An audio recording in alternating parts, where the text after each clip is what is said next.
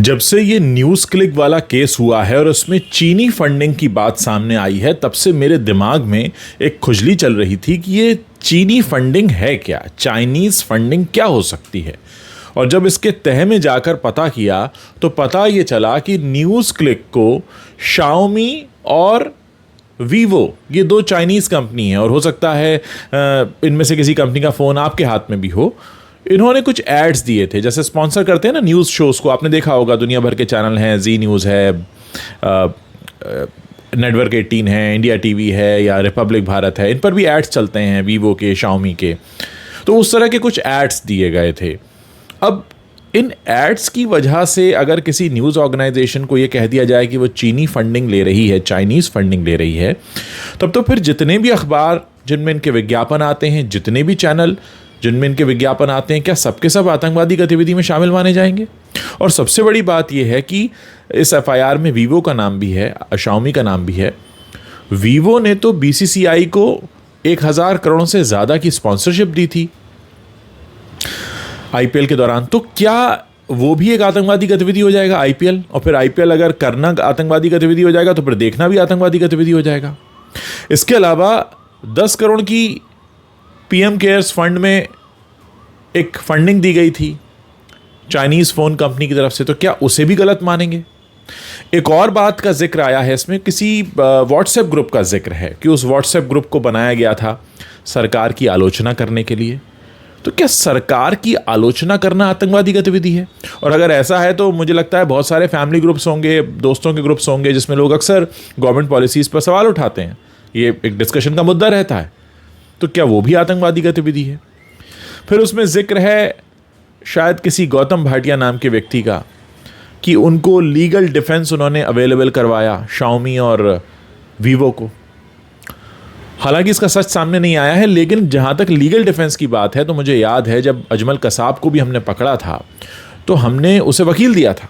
और हमारे कानून में प्रावधान है कि भले ही कोई भी हो, आतंकवादी हो, और अजमल कसाब से बड़ा क्या एग्जाम्पल दूं आपको, उनको भी वकील मुहैया कराया जाता है।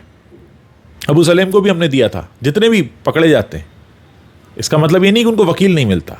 तो ये जो पूरा मामला है ये बहुत ही समझ के बाहर लगता है कि क्या किसी चाइनीज़ फ़ोन बनाने वाली कंपनी का ऐड दिखाना आतंकवादी गतिविधि में शामिल होना होता है। और अगर ऐसा है तो मैं आपको बता दूं, करीब 60,000 करोड़ रुपए के फ़ोन ये कंपनियां बेचती हैं हमारे देश में, और 2000 करोड़ रुपए ये कंपनियां हमारे देश में मार्केटिंग और ऐड कैंपेन पे खर्च करती हैं।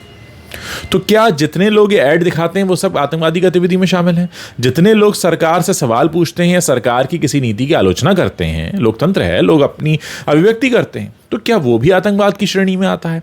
मेरी समझ के बाहर है कि ये चीनी फंडिंग का मामला क्या है।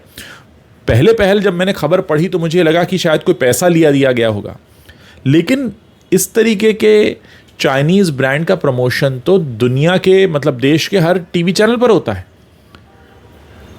न जाने कितने कार्यक्रमों में दिखता है, sponsored by so and so, sponsored by so and so. उसमें बहुत सारी चाइनीज़ कंपनी के नाम होते हैं, शाओमी और वीवो के भी होते हैं। दूसरा, जहाँ तक मुझे शाओमी के बारे में जानकारी है, शाओमी के खिलाफ ईडी जांच कर रहा है, लेकिन आज भी शाओमी और वीवो के फ़ोन बिक रहे हैं। न जाने कितने भारतीय लोगों के हाथ में फ़ोन है, लोग जाते हैं, खुशी से जाते हैं, बाज़ार में ख़रीदते हैं, दुनिया भर की सेल चलती है, ख़रीदते हैं, कोई उनको नहीं रोकता। तो अगर वाकई ये कंपनियां आतंकवादी गतिविधि में शामिल हैं या इनका ऐसा मामला है, तो फिर इनके फ़ोन इतने खुलेआम बिक क्यों रहे हैं? ये तमाम बातें जो मेरी समझ के बाहर हैं। सरकार की आलोचना तो हम अलग अलग मौक़ों पर करते आए हैं। हम अगर 2014 से पहले की भी बात करें तो अन्ना आंदोलन हुआ था, निर्भया के वक्त हुआ था, और भी देश में ऐसे कई आंदोलन हुए हैं जहां सरकार की आलोचना हुई है। और लोकतंत्र में तो ये होता ही है। लोकतंत्र में सरकार से सवाल करना, सरकार की आलोचना करना, सरकार की नीति की तारीफ भी करना और सरकार की नीति पर सवाल उठाना, ये सब होता है। और सारे मीडिया ऑर्गेनाइजेशन ये पहले करते ही थे। अब कुछ चुनिंदा हैं जो सिर्फ तारीफ में लगते हैं, लेकिन कुछ सवाल पूछते हैं। तो क्या सरकार से सवाल या किसी ऐसे ब्रांड का ऐड ले लेना जो ऑलरेडी भारतीय बाजारों में बिक रहा है, जो बीसीसीआई को स्पॉन्सरशिप दे रहा है, जो आईपीएल की स्पॉन्सरशिप ले रहा है, क्या उससे ऐड लेना कोई चीनी फंडिंग हो जाती है? किसी व्हाट्सएप ग्रुप में अपने विचार प्रकट कर देना कोई आतंकवादी गतिविधि हो जाती है? ये पूरा मामला है क्या? ये समझ के बाहर है। खैर, उम्मीद है कि इसका सही और पूरा सच जल्द से जल्द सामने आए, क्योंकि जब तक ये सच सामने नहीं आएगा, ऐसे सवाल जैसे मेरे दिमाग में कौंध रहे हैं, आपके दिमाग में भी कौंधेंगे, और आप भी जब पता करने जाएंगे तो आपके सामने भी यही सच्चाई आएगी। खैर, आप लोग इस पूरे मसले पर अपनी क्या राय रखते हैं, इस वीडियो के नीचे बता सकते हैं।